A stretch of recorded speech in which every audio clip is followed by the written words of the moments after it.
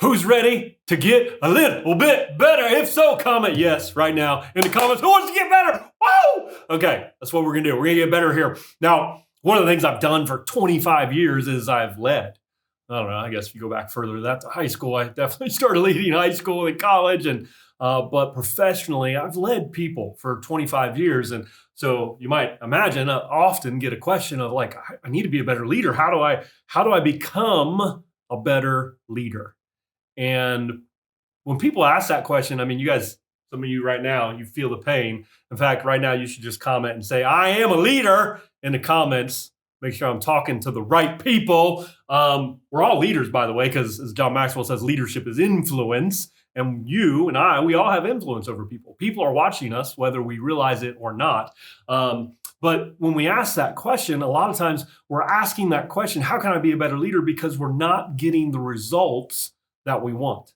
And if you're leading people, perhaps you're familiar with what Patrick Lencioni calls the 5 dysfunctions of a team, which you could just as equally call the 5 dysfunctions of leadership. Because here's the thing, if you're going to be a leader, don't lead individuals, lead teams.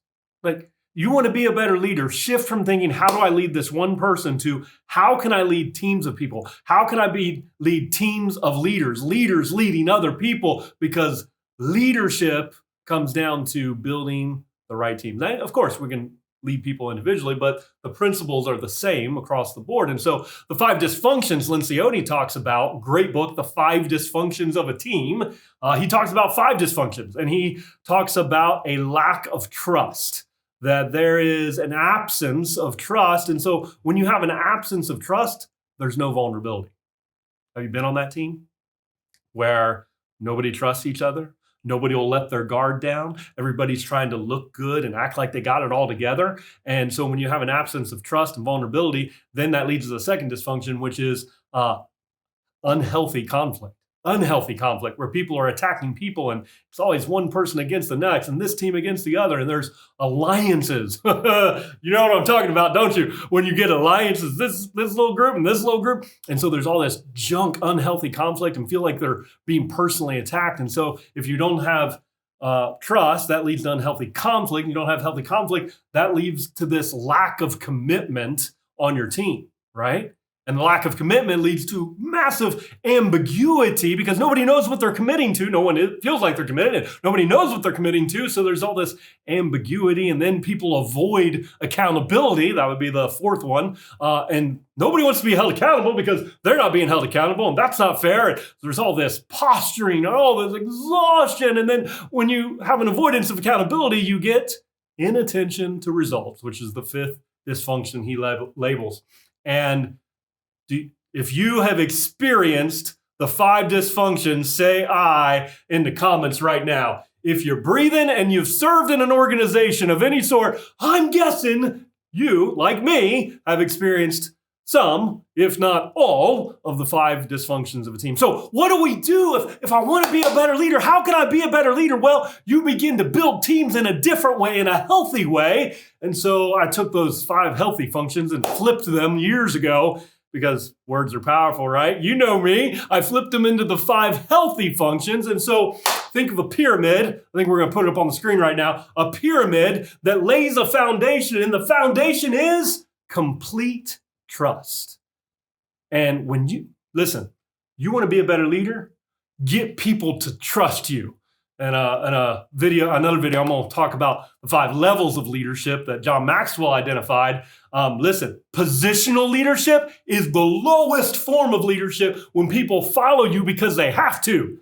Maybe they follow you because if they don't follow you, they're not going to get paid. Lowest level leadership. Trust is what it takes to become a better leader, which means you've got to, the biggest way to develop trust as a leader, whether you're leading one person or you're leading a whole team, a whole organization, the most important key to developing trust is for you as the leader to demonstrate vulnerability.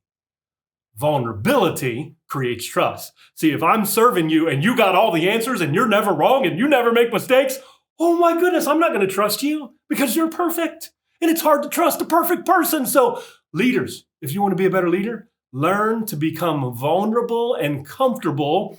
Learned this a long time ago. I lead more from my weaknesses, mistakes, shortcomings, and failures than I ever do from my strengths, my successes, and my victories. I want people to know I'm human. And so when I let them know that I've screwed up, that I've had second guesses, that I don't have all the answers, that I need them to support me in this leadership role, all of a sudden that endears trust. And when you build trust on a team, you have become a first step, become a leader of teams because you've demonstrated by vulnerability. So trust is the absolute foundation. By the way, you might think, does this apply in other areas of my life? Like, I don't know, that dating relationship or marriage. If you don't have trust as the foundation, are you going to be able to do anything? I mean, who wants to be romantic or even intimate with a person they don't trust? Works in every area of your life, but we're talking about leadership and business here. So build trust. And then you got to get to number 2. So how do you flip unhealthy conflict? Very simple. You flip it to healthy conflict. You could, if you're scared of the word conflict, because some of you are, I see you out there, you might say healthy dialogue. Here's the thing about conflict. Healthy conflict doesn't attack you as a person. Healthy conflict can attack ideas, but never are personal. Healthy conflict never gets personal. I've been in rooms with dysfunctional, unhealthy conflict, and they were loud and you felt attacked and demeaned and less than. But I've been in rooms with healthy conflict and they were also loud and passionate, but they weren't unhealthy because we weren't attacking people. I'll never forget one team meeting I was in. I slammed my hand down on the table, which, if you know me, that is kind of out of character. And I literally broke the watch that was on my wrist. It was a gift from my wife. I broke my watch and people were like, what the heck just happened? But believe it or not, it was an unhealthy conflict at the time. I was passionate, but I wasn't attacking anybody else in the room. I was attacking the ideas. I was upset about the ideas, not at a person, right? So healthy conflict. Here's what happens when you have healthy conflict, when you have healthy dialogue. Everybody in the room, everybody on the team, they get to feel heard and seen and valued, and everybody gets to contribute and weigh in, right? But once everybody weighs in and everybody hears heard, then a decision is made as a team, and there is always a team leader. As my pastor taught me, if there's more than one head, what do you call that?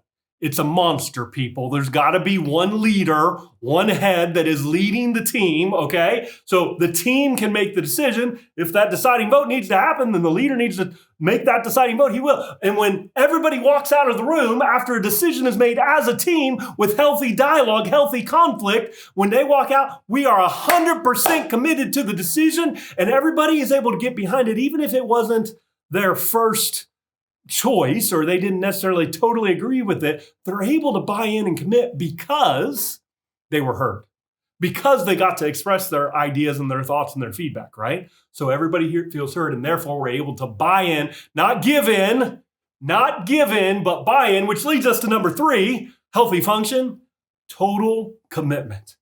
See, when you don't have healthy conflict, what happens in that room then is the boss says, here's what we're going to do, and you're going to like it. And then everybody, instead of buying in, they give in. And you think, oh, we got buy-in, and you move to the next level, but you don't.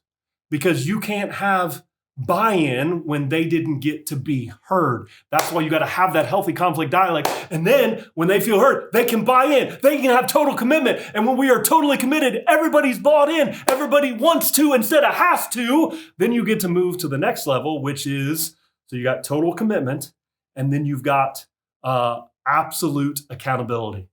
Accountability. How many of you been on that team where nobody's held accountable? Well, when you have trust as a foundation, and then you have healthy conflict, everybody's heard and valued, then you can get total commitment.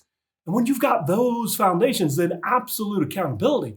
Of course, I'm bought into this. This matters to me as much as it does to you. Whether I'm the leader or I'm a member on the team, this matters. So I am willing to be held accountable. And I'm willing to be held accountable by people that I trust, that I can be vulnerable with, because I can be held accountable and not feel like I'm going to be beat down and smashed down and demeaned because I missed the mark. I don't have to hide mistakes or shortcomings. I can ask for help. You guys see how this works? foundation of trust, healthy dialogue, total commitment, absolute accountability. And then finally, you get to the pinnacle, which is instead of the dysfunction of inattention to results, which let me just say that before I get to the pinnacle. If you're not giving attention to results, what are you giving attention to? Like, why else does a team get together? You give attention to your own status and your own ego. And those are poor substitutes for what we want to get to, which is results. And so when you have these 5 healthy functions working, the pinnacle is attention to results.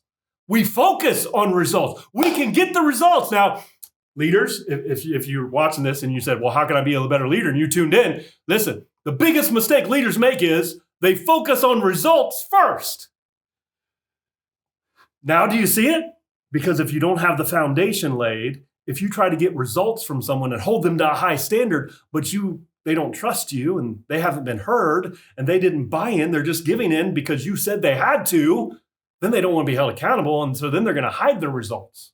So that foundation is absolutely essential for you to get what you really want as a leader, which is results, which is what the organization desires as well. But you can't get there without going through the whole process and laying that foundation. Listen, you want better results in your life? You want to be a better leader? Build more trust with people. Be more vulnerable. Don't have to have it all right all the time. And you will see people begin to buy in. You will see people begin to share their heart. And as you hear them and value them, and you don't have to agree with them, right? We can disagree over the ideas and still be in relationship. And that's why I could break my watch. That was a good memory. Break my watch and still be in relationship and have peace in relationship because I was passionate about the ideas that we were talking about, okay? So how can you be a better leader? Build a healthy team, people. Woo! Like that's how we lead in today's world. It used to be top down, command and control. That was leadership of a bygone era. If you're going to lead today in the 21st century, be effective as a leader, you're going to lead through teams. You're going to get more done through other people, and you're going to care about those people and build enough relationship and trust with them that they want to follow you. They don't have to, they want to.